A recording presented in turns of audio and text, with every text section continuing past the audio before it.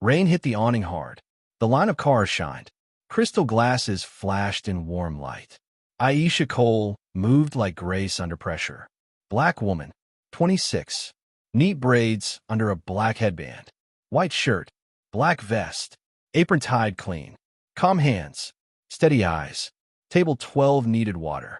Table 3 waved for the check. A corner table drew her eye. An older woman in a silk scarf winced. Fork shook. Face went pale. Hands missed the plate. Aisha stepped in fast. Napkin under the plate. Bowl of broth in a cradle grip. Soft voice at the woman's ear. Small sips. She shifted the chair. She eased the scarf to the side to avoid spills. She cut the steak in tidy bites. No fuss. No show. 2 men at the bar watched and smirked. One wore a pale suit with a loud watch. He whispered. Laughter leaked out. Aisha stayed with the woman. She helped her stand and guided her to the restroom. One hand at the elbow. One hand steady on the chair back. Trevor Banks, the floor manager, clocked it from across the room. White. Late 30s. Sharp hair. Blue suit. Thin smile. He walked over with a tablet in his left hand and a rule in his right. Back to your section, he snapped. No assistants in the restroom. No cutting food. We do not touch guests. Aisha met his eyes. Low voice. She is shaky. She needs care. She settled the woman at the mirror. She waited at the door. She brought the woman back and tucked the scarf in place. She refreshed broth. She set a spoon with a steady hand. Trevor leaned close enough to drop frost into the air. Office. Now. They stood in a bright white space behind a gray door. One steel desk. One chair. A staff schedule on a corkboard. Trevor did not sit. You broke policy, he said. You crossed the line. I kept the guests safe, Aisha answered. Arms at her sides. Back straight. You overstepped, he fired back. He printed a thin slip from a tablet. He tore it clean. He slid across the steel. Termination. Effective now. Drop the apron. Clear the locker. She stared at the paper without picking it up. You fire me for helping an older woman lift a spoon. He tapped the slip. Brand standards, he said. You risked a claim. You set a precedent. His mouth twitched into a smile. We serve. We do not nurse. Her hands unknotted the apron tie. She laid the apron down like a folded flag. She did not touch the slip. She looked at him and spoke in a flat line. You are wrong. She stepped out. The dining room hummed again. Aisha took the scarf woman's hand one last time. I am off for the night, she whispered. You are safe. The woman squeezed her fingers with a tired smile. A tall man arrived at the host stand at that same moment. Brown hair, navy sweater over a collared shirt. He moved like he knew the room, but did not want the room to know him. He crossed to the scarf woman fast. His jaw softened. He kissed her forehead. Mom. She smiled. Evan. Her voice shook. An angel took care of me. Aisha paused 2 steps away. She nodded once to the son and turned to leave. The barmen snickered. One lifted his phone. There goes the help, he muttered. Trevor heard it and let his smile show. Evan Roth took in the air in 10 seconds. The scent of broth on his mother's scarf. The empty space where a server should stand. The manager's smug face. He caught the hostess with his eyes. Who helped my mother? The hostess flicked her gaze toward Aisha. Evan followed. Thank you, he told Aisha. Simple. Direct. He looked down and noticed her apron in her hands. Are you going home early? Fired, she said. No garnish on the word. He blinked once. His mother's hand tightened on his sleeve. She saved my night, she whispered. I was shaking. She steadied me. Her eyes shone. She cut the steak into little squares like your grandmother did when my hands went weak. Trevor stepped in. Mr. Roth, good to see you. Smile reset. We enforce standards here. We had a boundary issue. We handled it. Evan flicked his glance to the slip still on the steel desk through the open office door. He looked at Aisha. You helped my mother. That matters more. Trevor kept rolling. We cannot expose the house to risk. Our team knows the limits. The limits of what? Evan asked. His voice stayed low. Of care. Trevor's smile thinned. Boundaries protect us, he answered. A barman cupped his hand and stage whispered to his friend. She wanted a tip advance. Aisha stood still. She did not react. Her face stayed calm because she had trained herself to hold steady. But her breath hitched once. Small. Sharp. Evan watched that breath. He turned to the hostess. Bring the check. He looked at Aisha again. Do you want me here or out of the way? You handle your mother, Aisha said. I will get my coat. She headed for the staff hall. Evan walked his mother through slow bites. He poured her tea. He kept his voice light. He kissed her knuckles after each sip. The room watched and felt the charge shift. When his mother felt strong enough to stand, he tucked the scarf and helped her into her coat. He paid. He tipped big for the rest of the team. He asked the hostess to send the driver to the curb. Then he walked into the staff hall and stopped at the office door. Trevor stood behind the desk with the slip. This is not a negotiation, Trevor said before Evan spoke. We're in a clean house. We do not encourage touching. We do not nurse. Evan held out his hand. Your last name? He said. Write it. Trevor wrote it with a flourish. Thanks. He added his title. Floor manager. Evan folded the paper. You fired a woman for serving my mother with care, he said. I will remember this. Trevor lifted his chin. Policy protects us all. Evan looked at the schedule on the wall. He held the gaze on each name. He tucked the paper in his pocket. He walked out without another word. He found Aisha in the alley near the staff door.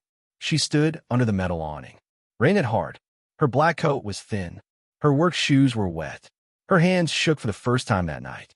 She held a tote with a lunch container and a small notebook with a sticker on the cover. Pay your staff fair. Evan stood with her in the rain. I'm Evan Roth, he said. My mother is Helen. He did not add the rest. The last name spoke for itself in that town. Real estate. Hotels. A stadium wing. A foundation board on every donor wall. Aisha nodded once. I am Aisha, she said. I will be fine. You should not lose work for kindness, he said. This is on them. She looked past him into the dark. This is not the first time a manager punished care, she said. It will not be the last unless someone changes the rules. He heard the line and decided in a breath. Do you want to ride? He asked. My bus is fine, she said. Thank you. He knew not to press. He knew to do work before talk. He pulled out his phone and typed 3 lines. One to his team, one to his mother's doctor, one to his mother's friend who sat on boards and kept lists of who behaved in public. He looked up. May I call you tomorrow? He asked. If you want the truth, she said, ask the dishwashers. Ask the host. Ask the line. They saw it all. She tucked her braids under a hood and stepped into the rain. He watched her go. He chose his path. He texted his driver to bring his mother home. He walked back inside. He asked for Trevor's full policy binder. He asked for the owner's email. He took photos of the slip. He took photos of the staff schedule. He took a photo of the framed Our Values poster near the host stand. It read, We serve with heart. He left without drama. He did not raise his voice. He let the room calm. But the room had already changed. Watch till the end to see how one firing turned into a new rule. Subscribe to Echoes of Black Struggle for weekly wins where dignity leads. Share with one friend who runs a front desk. At dawn, a message hit Aisha's phone from a block number. We'll give you 2 weeks' pay if you sign and keep quiet. An hour later, a second message from a different number. Do not come back. Staff who stir trouble lose shifts. At noon, a third pinged her screen. Unknown sender. Do you want to write the rules with me? The signature read, Evan. Aisha met Evan at a small library branch, not a boardroom. Neutral ground. Bright tables. A teen study group in the corner. An elder reading the paper with a magnifier. No cameras. No press. 2 coffees on the table. A box of donuts between them. He listened first. No interruptions. Hands open on the table. She laid out the pattern. Warnings when staff slowed to help. Schedules cut after a complaint from the wrong guest. Staff told to ignore tremors, spills, or a chair that did not slide. A silent rule that kindness was a risk. Evan wrote a short list on a legal pad. 10 lines. Clear. Help without penalty. Train for dignity. Post a policy where guests can see it. Stop hush offers. Protect hours for staff who speak. Add a quiet room for guests with health needs. Add a lift chair and wide aisle map. Time manager paid a service, not spent. Publish a monthly service report. Apologize to Aisha in public. Restore her pay. Offer her a choice. She read the list and nodded once. This works if staff trust it, she said. Trust builds from small steps in daylight, not press releases. They walked to a nearby diner with paper menus and a staff that knew her by name. They bought lunch for the 2 dishwashers who had covered her shifts. They asked questions. They took notes. They learned how often care turned into write-ups. They learned which managers winked at cruelty to please big tippers. They learned who trained the new kids to look away. Evan sent the 10 lines to 3 people. His mother, his mother's doctor, his head of operations at a hotel 2 blocks away. He asked for a room for a listening session that night. He asked for insurance language that welcomed care instead of punishing it. He asked for a budget to add a lift chair and a quiet alcove where any guest could sit for a moment without shame. He did not call the press. He called the bus staff who never got calls. He asked the hostess who looked away last night to invite the others. He asked Aisha to pick the hour. They met at 6 in a side room at the hotel. Bread on the table, soup and warmers, name tags, a sign-in sheet with 1 column for wish for the room. 30 people came. Servers, hosts, bussers, 2 line cooks, 1 still in prep shoes, a bartender on break, a mother with a stroller, a retiree who ate once a week and tipped with poems she wrote on napkins. They told stories. Short, sharp. No one spoke over anyone. An elder described a fall that happened in slow motion while a server stared at a section map and shook. A teen described a manager who punished him for walking a guest to the door after a panic wave. A dishwasher spoke in fewer words than anyone. "We clean up after neglect," he said. "We smell it on the floor." Evan asked 1 question at the end. "What do you want on the door?" They wrote a 5-line card in block letters and taped it to a foam board. Respect first. Help without penalty. Ask before you touch. Give time. Do not rush. Tell a manager if a guest needs care. They practiced lines. Not fake scripts. Real words. "Would you like a hand? I can move this chair for you. We have a quiet table if you prefer. Your comfort matters here." Short. Human. No fluff. They passed a tip jar for a staff relief fund and wrote the rules for it in thick marker on the side of the jar. Groceries. Transit. Childcare during a shift. No strings. Aisha dropped the first bill. At 9, Evan texted the owner of the restaurant. Not Trevor. The person above Trevor. He sent a photo of the 5-line card. He sent the 10-point plan. He asked for a meeting at noon the next day with staff present. He added 2 facts. "My mother sat in your dining room last night. She needed care. A server helped. You fired her. You will fix this in public." The owner replied an hour later. "We will meet at noon." Staff invited. Trevor tried a different path. He sent messages to 3 servers. "You will lose shifts if you attend." Screenshots hit Aisha's phone within minutes. Evan forwarded them to the owner with a new line. "This behavior is the problem. Fix it before noon."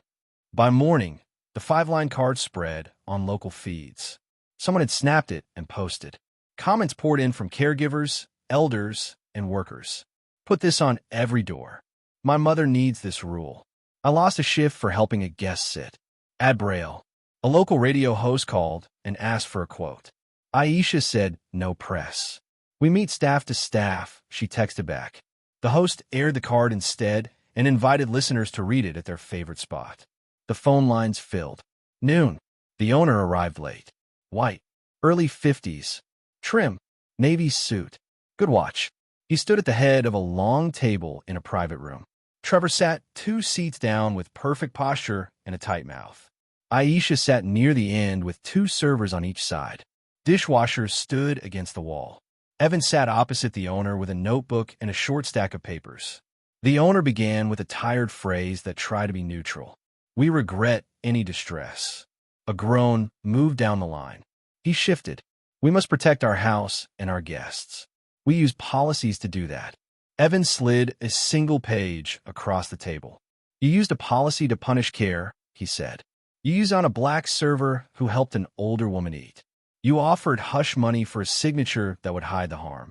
You sent threatening texts about shifts. Say the truth. Then fix it." Trevor's jaw worked. He leaned into the old line. "We have boundaries for a reason." Aisha lifted her head. "Boundaries do not ban help," she said. "Boundaries guide safe help. Your rules banned it. Your threats hid it." The owner looked around the room and saw faces he never paused to read. fear, pride, anger, weariness, hope. The set of those faces told him he had no room to spin. He took a breath and spoke a sentence he should have led with. "We fired you for helping my guest." That was wrong. Trevor turned his head fast. "We cannot." "Stop," the owner cut in. He looked at Aisha. "I am sorry. I will make this right." Evan tapped the 5-line card. "Write that into policy," he said. "Put on the door. Train it. Back it up.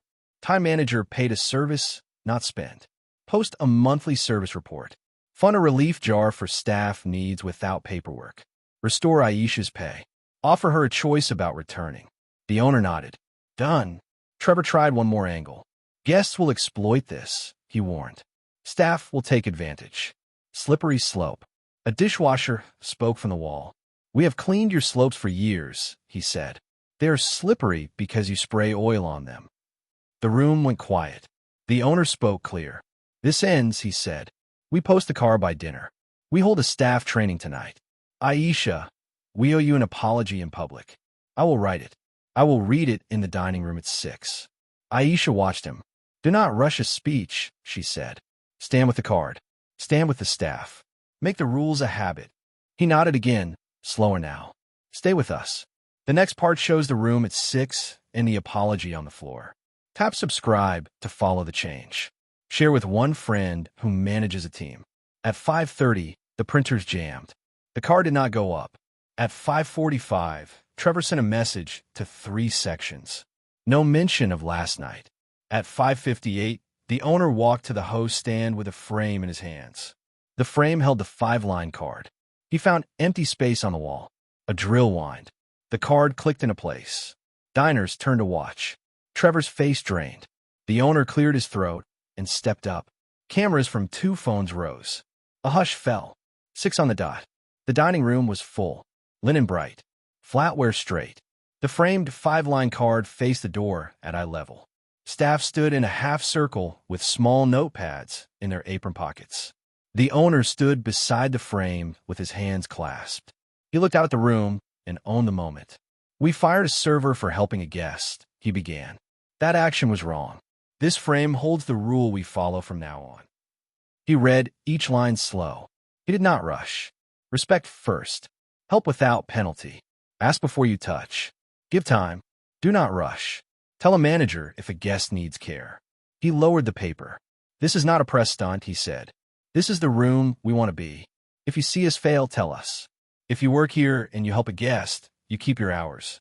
If you speak up, you keep your job." He turned to Aisha. "We owe you. Your pay is restored. Your record is clear. You have a standing offer to return if you wish.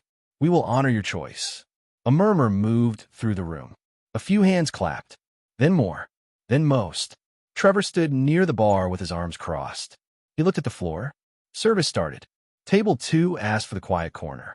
The host offered it with ease. Table 7 needed a chair that rolled. A busser brought it without fuss. Table 9 spilled broth and flushed with shame. A server set a napkin wall and made it nothing. At table 11, a young man in a hoodie watched the card with a tight jaw. He lifted his phone and typed a message to his grandmother. "They wrote your rule on a door," he sent. A minute later, she texted back a heart and a prayer hands emoji. He smiled and put the phone away. At the bar, a loud guest tested the line. He snapped his fingers at a server and smirked. "Help me with my drink," he said. "You like helping?" The server looked him in the eye. "Come. I help guests who need care," she said. "I do not take orders like that." She pointed at the card. He turned to read it. He swallowed. He softened. "My bad," he said. "I was being a jerk." He tipped and hushed. At 7:30, Helen Roth walked in with her scarf and a neat step. She smiled at Aisha. They hugged. No drama. 2 women who had moved through a night and made it count. Evan watched from a small table by the kitchen door. He did not stand in the spotlight. He took notes when staff asked for door stoppers, softer lights in the quiet corner, and a second frame for the back door. Near the end of service, a man at the bar tried to bait Trevor. "Your place got soft," he sneered. "Next you will let folks sleep on banquettes." Trevor lifted his chin and looked toward the frame. He did not answer the man. He walked to Aisha with a sheet of paper in his hand. A letter, not corporate, handwritten. "I pushed bad rules," it read. I punish care to please the wrong people. I am stepping down. He placed it in her hand without looking up. She read it. She nodded once. Do the work in your next job, she said. Start by reading a door. He exhaled and walked to the owner. He handed a second copy of the letter to him. He took off his tie, folded it, and set it on the bar. He shook 3 hands. He left through the side door. Service ended within the hour. Staff sat for family meal. Bread, salad, a pot of stew. The owner stood again. We will publish a monthly service report, he said. Hours protected for helpers. Relief jar on the counter. Training every month. A quiet alcove within 30 days. A chair that lifts within 60. Names on a donor plaque for anyone who buys one for another restaurant. Evan added a line from his seat. A fund at the Foundation for Care Training and Hospitality. Grants for spots that post the card and prove they follow it. Aisha listened. She ate slowly. She felt each promise, not as a headline, but as a future task list that would need eyes and hands. She asked for one thing. Let the staff design the training, she said. We know which words help. We know which moves shame. The owner looked at her. You lead it if you want, he said. She nodded. I will write it with the dishwashers and the hosts, she said. We will teach managers to listen. Do not click away. The last part shows where this went in 3 months and why strangers cried at a table. Subscribe so you see the end. Share with one person who trains teams. That night, a message hit the owner's inbox from a chain PR lead across town. Pull the frame, it demanded. You set a precedent that exposes us. At the same time, a neighborhood center emailed Aisha. Our seniors want to eat out again. They will try your place if the card stays. 2 arrows. Opposite directions. Morning would choose. Morning chose the frame. It stayed. The owner replied to the chain. We will not pull the card. We set a standard we intend to keep. Join us or watch. He forwarded the note to 2 peers. Within a week, 2 more spots hung the same frame. Within a month, a dozen asked Aisha for the training deck. Evan's Foundation launched the fund. Small grants moved fast. Tip jars became relief jars with rules written on the side. Staff used them for bus passes, groceries, and a half-day of childcare. No forms. 1 signature. Done. The first monthly service report went live on the restaurant site. Short. Plain. 5 guests asked for the quiet corner. 4 guests asked for help to the door. 2 spills handled with a napkin wall. 1 refusal to accept a hand. Staff protected. No hours cut for care. Relief jar helped 8 workers. The report listed first names with permission. No spin. Aisha wrote the training with the dish team and the hosts. Simple lines. Role play. Ask. Wait. Follow the guest's lead. Managers sat through it. Some looked bored at first. Then they practiced and felt the room change under their feet. A few wept when they spoke about their own mothers and fathers. The stone in their throat had a name all along. Pride mixed with shame. It washed out of them and left resolve. Trevor sent a short note from a smaller spot across town. I start over, he wrote. I carry the card in my wallet. I asked my new team to post it. I tell the story in the pre-shift. I keep my eyes open this time. He did not ask for a reply. Aisha sent one anyway. Do the work, she typed. That is the reply. 3 months in, the quiet alcove opened with a small lamp and a soft chair. The menu had 1 page in large type. The aisle map sat at the host stand. A bell sat on the bar for guests who wanted help without a wave. The lift chair arrived. Staff learned it as if it were a pan they used each night. On a cold Sunday, Helen Roth walked in again. She wore the same scarf and a smile that reached her eyes. Aisha met her at the door. They hugged. No ceremony. 2 people in a room that had learned new habits. They sat at a corner table. Evan joined them. He placed a small box on the table. He opened it. Inside lay a thin pin shaped like a bowl. He pinned it to Aisha's vest. For care, he said. He pinned 1 to his mother's scarf. For being honest about what you need. He pinned 1 to his own sweater. For learning. A server brought a pot of soup with 2 ladles. 1 for staff to serve. 1 for guests who wanted the motion. Helen took the staff ladle for the first pour and handed it back with a little laugh. Now you, she told Aisha. Aisha poured the second with steady hands. Halfway through the meal, a bus pulled up outside. The neighborhood center had brought 8 elders. They came in slow. They read the frame. They sat in the alcove and the corner in the middle of the room. Staff moved like they had trained. Ask. Wait. Follow the guest's lead. One elder's hand shook as she reached for her spoon. Aisha set a napkin wall and asked, "Would you like a hand?" The elder nodded. Aisha helped with the first bites. The elder relaxed. Her son watched. He wiped a tear with his thumb and let himself feel safe. A young server watched the scene and pressed a palm to her chest. She had kept her grandmother at home for years because a dining room felt like a test.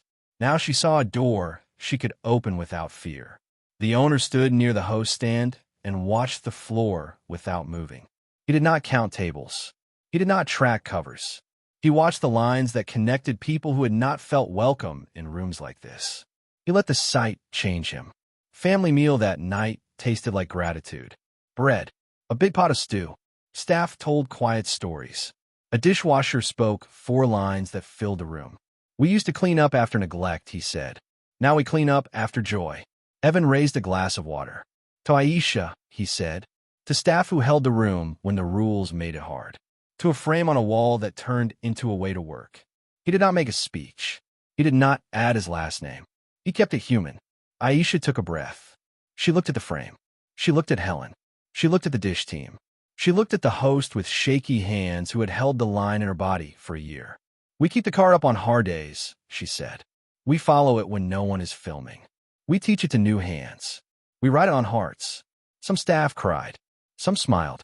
Some stared at the floor because big feelings hit hard after a long shift. No one hid. No one felt shame. Before they locked up, Aisha walked to the frame and cleaned the glass. She straightened it by a hair. She taped a small note under the corner. "If this frame falls, call me." Her number sat under the line. Staff laughed and took a photo. The last guest left slow. The room smelled like soup and woolen rain. Evan stood with his mother at the door. He thanked staff by name. He handed the owner a printed version of the monthly report and a budget for the next quarter that protected the alcove, the chair, and the training. The owner nodded with eyes that saw beyond tips and tickets. Outside, the street shone. A bus hissed to a stop. The driver leaned out. "I saw your card on the door," he called. "Put one on the bus." Aisha smiled. "We will help you write it," she said. They locked the door. The frame gleamed in the glass. Aisha pressed her palm to the pane. She spoke the lines once more for herself and for the room. "Respect first. Help without penalty. Ask before you touch. Give time. Do not rush. Tell a manager if a guest needs care." If this moved you, share the video with one person who runs a public space. Subscribe to Echoes of Black Struggle for weekly stories where dignity wins. Comment with one line you want on doors in your town. Watch the playlist to see the next room that posts the card.